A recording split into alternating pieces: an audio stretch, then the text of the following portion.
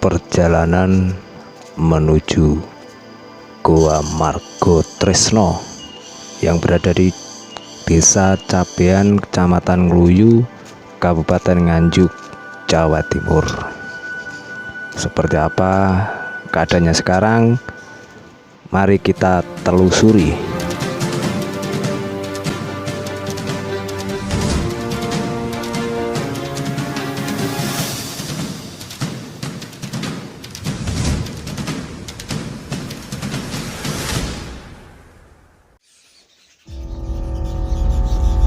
Goa Margo Tresno, Cabean Ngluyu, Nganjuk. Kondisimu kini.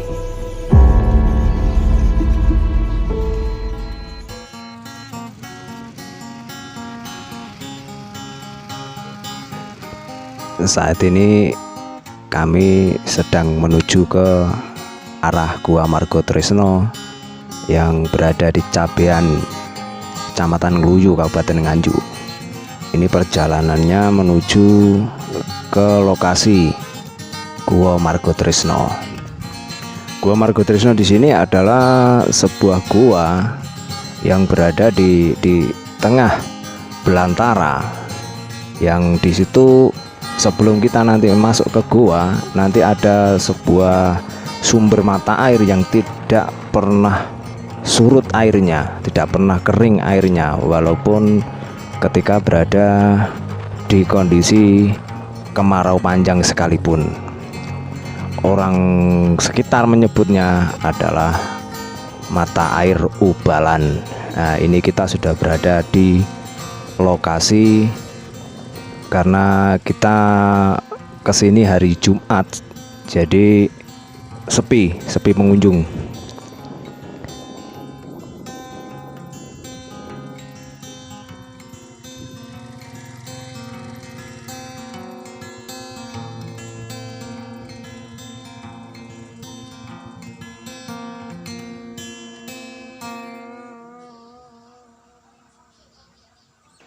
Kita bisa lihat memang sepi karena memang bukan hari libur atau hari Minggu.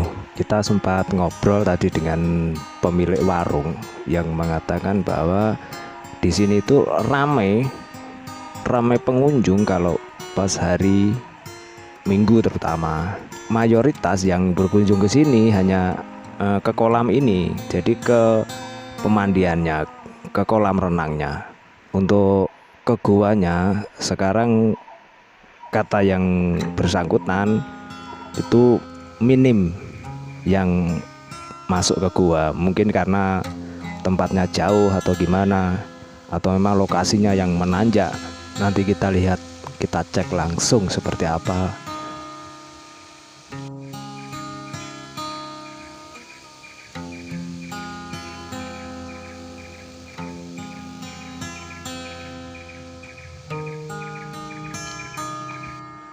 Ini adalah sumber mata airnya. Ini yang disebut Ubalan. Jadi airnya di sini memang bening, jernih. Di sebelahnya itu ada kolam-kolam yang dibuat renang. Ada kolam yang bagian dalam untuk dewasa, ada yang bagian cetek atau dangkal untuk anak-anak. Dan memang kebanyakan pengunjung yang datang ke sini tujuannya untuk berenang di sini. Ini adalah gapuranya. Gapura menuju ke arah gua yang berada di baratnya kolam, di baratnya Ubalan. Di gapura ini ada patung kelelawar besar di atasnya.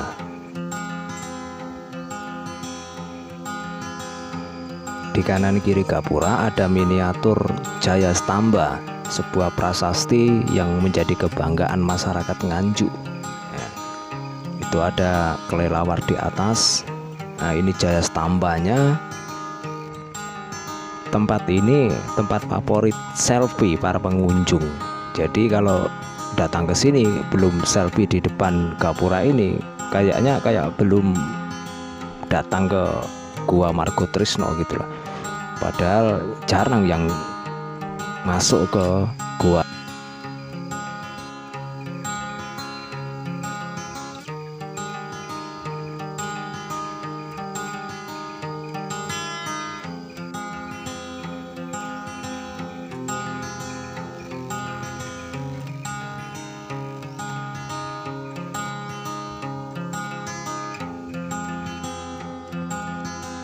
Oke, sekarang kita coba masuk ke arah gua. Ini jalannya seperti ini, dibagi menjadi dua bagian. Itu yang sebelahnya untuk arah masuk, yang sebelahnya untuk arah keluar, dan dibatasi dengan pagar besi. Ini jalannya seperti ini.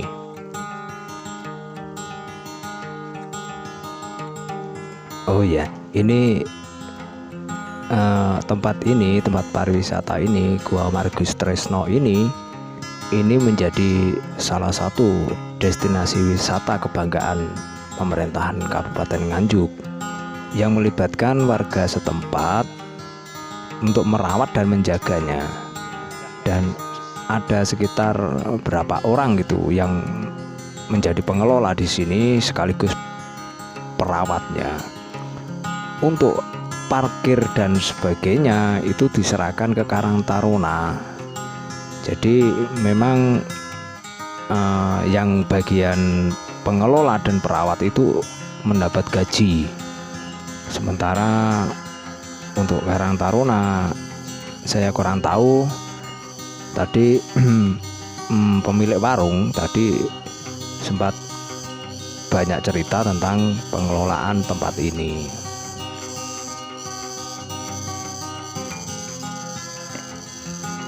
Ini jalannya mulai menanjak dan saya sempat ngos-ngosan juga sih. Di setiap itu ada semacam gazebo untuk tempat beristirahat kalau kita kecapean. Sampai sejauh ini kita bisa melihat masih ada bukan tangga sih, jalan yang bagus, dan ada pembatas pagar untuk memisahkan yang masuk dan yang keluar, maksudnya pengunjung yang masuk dan yang keluar. Ini jalan terus menanjak, memang agak terjal, namun kalau pengunjung yang hobi naik gunung, memang di sini ada keasikan tersendiri. Di kanan kiri jalan ini adalah hutan belantara yang banyak ditumbuhi pohon dan semak belukar yang masih alami lah, katakanlah seperti itu. Dan di depan itu ada warung, namun entah kenapa warung itu masih buka atau tidak, karena kita kesini memang bertepatan dengan hari Jumat dan tidak hari libur atau hari Minggu. Ini kita mulai masuk ke jalan yang lebih terjal lagi, dan kita bisa lihat di sini mulai di sini jalan menuju ke gua bisa dibilang hancur ya. Di sini seperti ini kondisinya, hanya daun-daunan kering yang menutupi jalanan. Jalanan ini terbuat dari cor semen dan ditumbuhi banyak lumut. Artinya memang kalau kita ke sini dan kondisi cuaca hujan, saya pastikan jalan ini licin karena berlumut. Di sini mulai terlihat bagian-bagian yang seperti di video, terlihat betul jalannya mulai rusak. Ini semakin menanjak, semakin banyak jalan yang rusak. Bukan bermaksud menyalahkan siapapun, ini kita bicara kondisi yang ada. Jalannya seperti ini, tapi bagi saya pribadi ini eksotis. Kanan kirinya ini masih alam yang membentang luas dengan belantaranya, dengan liarnya. Nah, seperti ini keadaannya.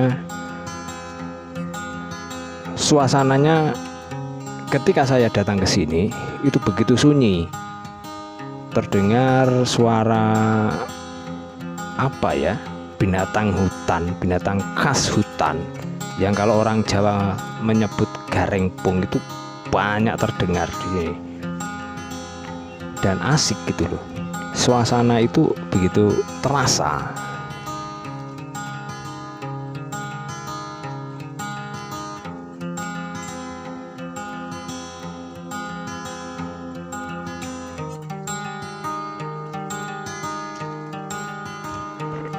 Ini kurang lebih baru separuh dari perjalanan menuju gua. Dari informasi yang saya baca itu antara gapura dengan goa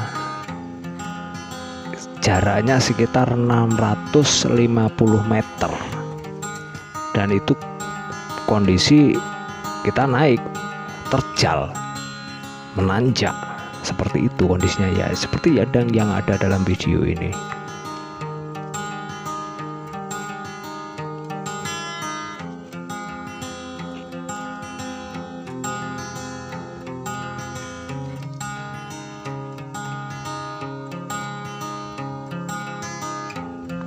Situasi yang saya rasakan sekarang ini sunyi, tenang, dan banyak binatang bersuara. Dan binatang itu adalah garengpung. Kita maju ke depan sebentar. Nah, di sini ada sebuah toilet, nanti tak slow motionnya bentar. Nah, terlihat kan, ini sebuah toilet yang sudah ditumbuhi tumbuh-tumbuhan menjalar, yang artinya toilet ini memang tidak terawat dan kondisinya seperti ini. Ketika aku lewat, aku merasakan horor lah kondisinya. Ini toilet sebuah bangunan di tengah belantara. Karena tidak pernah dirawat, akhirnya kan ditumbuhi banyak tumbuhan menjalar. Seperti ini kondisinya, yang sangat disayangkan sih, menurut aku sangat disayangkan, karena ini adalah sebuah fasilitas umum di sebuah tempat yang dibanggakan oleh masyarakat Nganjuk. Ya, semoga kedepannya pihak-pihak terkait pedulilah dengan kondisi seperti ini. Ini adalah aset Nganjuk, aset kebanggaan kita, untuk lebih kita perhatikan bersama. Kalau kondisinya seperti ini, bagaimana kita mau menarik pengunjung jika seperti ini keadaannya.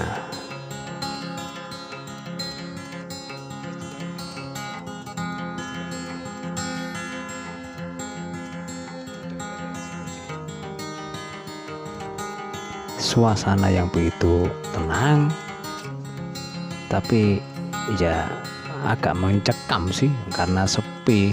Saya berdua dengan teman saya, namanya Andika. Ini teman dari media Jawa Time, satu-satunya teman yang mau menemani saya mengeksplor tempat ini.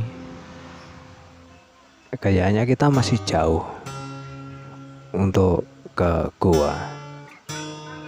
Nah, demi menemani perjalanan ini, no edit, no cut ya. Perjalanan ini satu video yang tidak kita potong atau kita edit, cuma kita tambah dubbing, karena kita ngos-ngosan kalau harus dubbing langsung mengambil video dengan berbicara, kita ngos-ngosan karena ini menanjak jalannya. Nah, ini kita berada di pohon kembar yang katanya teman saya Andika itu namanya ini pohon kembar katanya. Nah, ini sampai di sini kita masih terus berlanjut.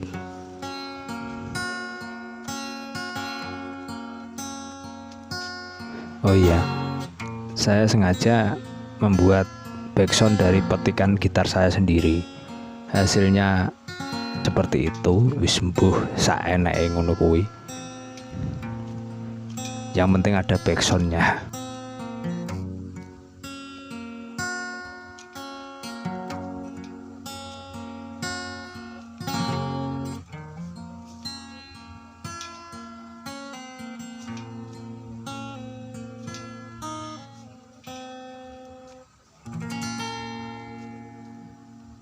Nah itu teman saya Andika. Akhirnya dia mau jalan di depan untuk saya rekam. Awalnya dia tidak mau, dia di belakang saya. Nah, ini dia berada di depan. Ini teman terkeren ini, hobinya naik gunung katanya, tapi yang ditemani saya yang sudah ngos-ngosan. Tapi walaupun begitu kita tetap jalan, tidak istirahat sama sekali. Benar, kita menempuh jarak dari Gapura sampai ke Gunung memakan waktu 15 menit. Ini kita sudah berada di ujung perjalanan. Ini kita berada di mulut gua. Nah, seperti itu guanya. Kita sempat ragu awalnya untuk masuk enggak ke gua itu, karena kita tidak punya peralatan yang cukup, terutama penerangan, karena kondisi gua yang memang gelap. Nah, kita mengandalkan penerangan dari flash HP dan satu kamera handycam saya yang saya gunakan untuk penerangan. Kebetulan sekali handycam saya penuh memorinya, jadi tidak bisa untuk mengambil gambar. Dengan penerangan seadanya kita mencoba masuk ke dalam goa, dan memang harus hati-hati karena ini goanya basah dan licin. Dari sini baunya sudah tercium minta ampun, bau dari kotoran kelelawar, karena memang sebelumnya ini memang gua lowo atau gua kelelawar, dan kita mencoba mencari spot-spot yang baik. Nyatanya kita tidak dapat, hanya kegelapan yang berhasil kita tangkap. Memang gelap, benar-benar gelap, dan di sini tidak ada penerangan. Sebenarnya ada penerangan tapi tidak difungsikan di sini. Aku nggak ngerti itu memang sudah lama tidak difungsikan atau bagaimana, saya nggak ngerti. Seharusnya hal seperti ini, karena memang ini destinasi wisata yang menjadi kebanggaan pemerintah, seharusnya ini lebih diperhatikan lagi. Kita mencoba menangkap dari gambar yang ada, memang spotnya bagus. Ini banyak kelelawar yang berada di tebing-tebing goa, di stalaktit goa. Cuman kita tidak berani langsung menginjak ke dasar goa karena peralatan yang minim, penerangan yang minim. Kita takut itu licin, dan kita juga tidak kuat dengan baunya yang memang tajam benar, menyengat, karena itu kotoran kelelawar.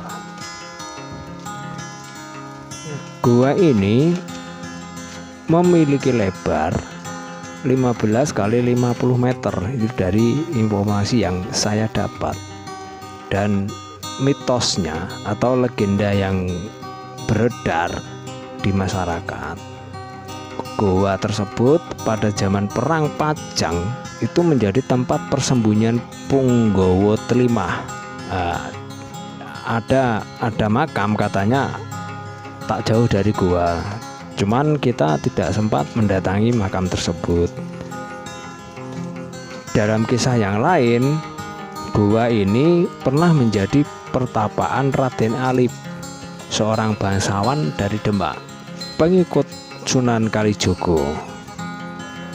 Nah, Raden Alip ini dengan pasangannya atau dengan kekasihnya yang bernama Nur Siti itu pernah bersembunyi di sini, menghabiskan sisa hidupnya di dalam gua ini. Itu karena apa? Karena menurut cerita, Nur Siti terpaksa bersembunyi di gua ini karena orang tuanya itu berusaha menjadikannya sebagai tumbal, yang akhirnya Raden Alif itu membawa lari Nur Siti ke gua ini, dan akhirnya hidup berdua hingga akhir hayat di gua ini. Itu cerita yang beredar seperti itu. Makamnya itu tak jauh dari gua katanya, yang dikenal dengan makam Tlimah atau Tilmah. Itu kalau kita tarik lagi dengan kisah lain, ada tadi yang punggawa kerajaan yang bernama Tlimah. Nah, ini terlepas dari itu semua, kita enjoy sajalah. Itu kan cerita rakyat dan itu cerita yang berkembang.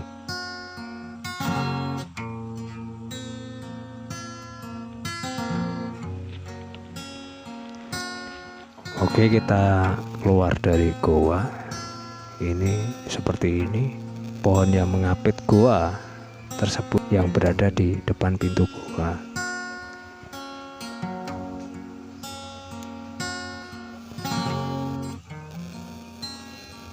Ini sebenarnya jalan keluar ini, tapi kita lewatnya dari samping pintu masuk. Ini ke arah keluar, ke atas menuju pintu keluar. Sebenarnya tadi harusnya kita masuk lewat gua dan menelusuri gua, keluarnya lewat sini. Nah, ini pintu keluar. Cuman tadi kita tidak berani masuk karena memang gelap.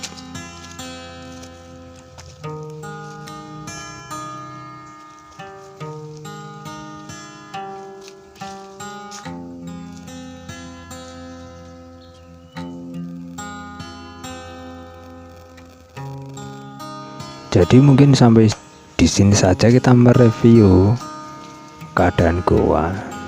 Tapi yang jelas sebenarnya goanya tidak kenapa-napa. Goanya tetap bagus, tetap alami, dan tetap terjaga. Yang menurut saya permasalahannya ada di jalannya. Tadi banyak jalan yang hancur dan gazebo yang tidak terawat.